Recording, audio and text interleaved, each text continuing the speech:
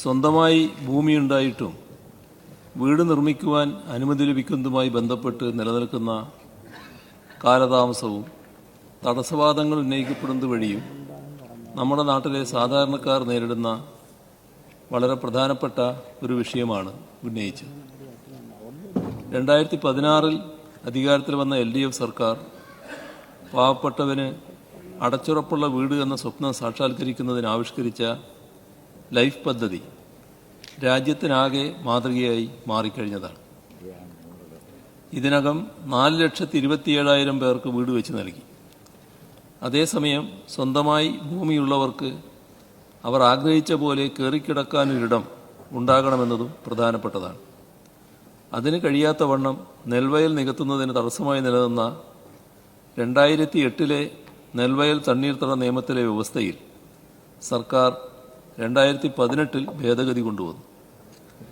ഈ ഭേദഗതി പ്രകാരം ഡാറ്റാ ബാങ്കിൽ ഉൾപ്പെടാത്ത നിലം ഇനത്തിൽപ്പെട്ട ഭൂമിയുടെ വിസ്തീർണം 10 സെന്റിൽ കവിയാത്ത പക്ഷം അവിടെ 120 ചതുരശ്ര മീറ്റർ 1291.67 ചതുരശ്ര അടി വിസ്തീർണമുള്ള വീട് നിർമ്മിക്കുന്നതിന് ഭൂമി തരം മാറ്റം ആവശ്യമില്ല.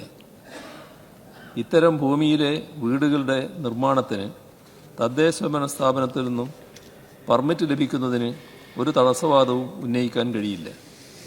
ഇത്തരം അപേക്ഷകളിൽ വീട് നിർമ്മാണത്തിനുള്ള പെർമിറ്റ് അനുവദിക്കുന്നതിന് ഭൂമി BTRൽ നിലമെന്ന് രേഖപ്പെടുത്തിയത് തടസ്സമാവില്ല എന്ന് ഉറപ്പുവരുത്തുന്നതാണ്. അതുപോലെ 5 സെന്റ് വരെയുള്ള ഭൂമിയിൽ 40 ചതുരശ്ര മീറ്റർ 430.56 ചതുരശ്ര അടി വരെ വിസ്തീർണമുള്ള വാണിജ്യ കെട്ടിടങ്ങളുടെ നിർമ്മാണത്തിനും പ്രസ്തുത നിയമത്തിലെ 27A വകുപ്പ് പ്രകാരം തരംമാറ്റൽ ആവശ്യമില്ല. കെട്ടിട നിർമ്മാണ അപേക്ഷയോടൊപ്പം നിർദ്ദിഷ്ട ഭൂമി ഡാറ്റാ ബാങ്കിൽ ഉൾപ്പെട്ടതല്ല എന്ന സാക്ഷ്യപത്രം ബന്ധപ്പെട്ട തദ്ദേശ സ്ഥാപന സെക്രട്ടറി മുൻപാകെ സമർപ്പിച്ചാൽ മതിയാകും. മേൽപ്രകാരമുള്ള ഇളവ് ലഭ്യമാണ് എന്നറിയാതെ തരംമാറ്റത്തിനായി അപേക്ഷകർ റവന്യൂ അധികാരികളെ ഇപ്പോഴും സമീപിക്കുന്ന നിലയുണ്ട്.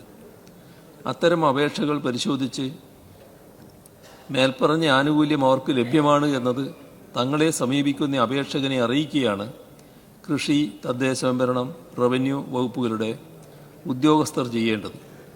പലപ്പോഴും ഇതിന് തയ്യാറാകാത്ത സ്ഥിതിയുണ്ട്.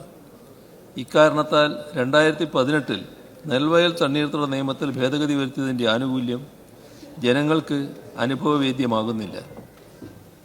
അപേക്ഷകൾ സ്വീകരിക്കാതെയും വസ്തുതകൾ മനസ്സിലാക്കാതെയും ഉദ്യോഗസ്ഥർ വരുത്തുന്ന കാലതാമസം കാരണം നിരവധി പേരാണ് ഒരു ചെറിയ വീട് പണിയുന്നതിനു വേണ്ടി ഈ ബുദ്ധിമുട്ട് അനുഭവിക്കുന്നത്.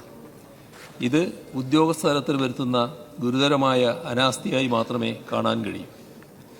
മേൽപ്രകാരമുള്ള ആനുകൂല്യങ്ങൾ നിലവിലുണ്ട് എന്ന കാര്യം പൊതുജനങ്ങളുടെ ശ്രദ്ധയിൽ കൊണ്ടുവരുന്നതിന് ആവശ്യമായ നടപടികൾ സർക്കാർ സ്വീകരിക്കുന്നതാണ്.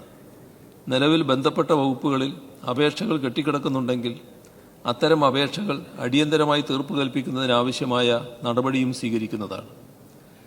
നെൽവയൽ തണ്ണീർത്തട നിയമം നിലവിൽ വന്ന 2008 ഉടമസ്ഥാവകാശം ഉണ്ടായിരുന്നതും ഡാറ്റാ ബാങ്കിൽ ഉൾപ്പെട്ടതുമായ നെൽവയലിൻ്റെ ഉടമസ്ഥനോ അയാളുടെ കുടുംബത്തിനോ വീട് വെക്കാൻ പറ്റിയ സ്ഥലം സ്വന്തം ജില്ലയിൽ ഇല്ലാത്ത പക്ഷം ഗ്രാമപഞ്ചായത്തിൽ 10 സെന്റും നഗരപ്രദേശങ്ങളിൽ 5 സെന്റും നിലം വീട് വെക്കാൻ അനുമതി ലഭിക്കും. വേറെ വീടില്ലാത്ത ഒരു കുടുംബം സ്വന്തം ആവശ്യത്തിന് വീട് വെക്കാൻ ഡാറ്റാ ബാങ്കിൽപ്പെട്ടാലും നെൽവയൽ തണ്ണീർത്തട പരിധിയിൽപ്പെട്ടാലും ഗ്രാമപഞ്ചായത്തിൽ 10 സെന്റും നഗരത്തിൽ 5 സെന്റും സ്ഥലത്ത് വീട് വെക്കാൻ പഞ്ചായത്ത് നഗരസഭ അനുമതി നൽകേണ്ടതാണ്. സാർ, ഞാൻ ഒന്നുകൂടി ആവർത്തിക്കുകയാണ്.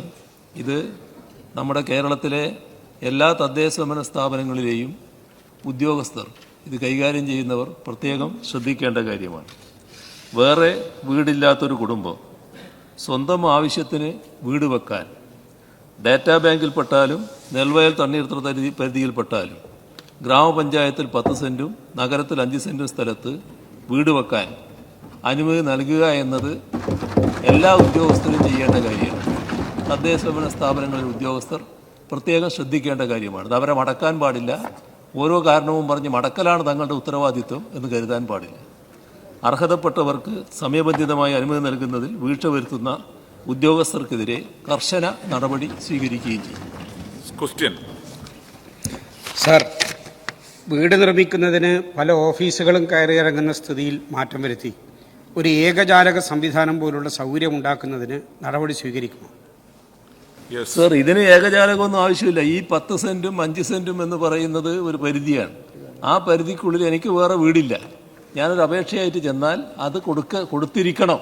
തദ്ദേശഭരണ സ്ഥാപനങ്ങൾ അത് കൊടുത്തിരിക്കണം. അതാണ് ഇപ്പോൾ പറയുന്നത്.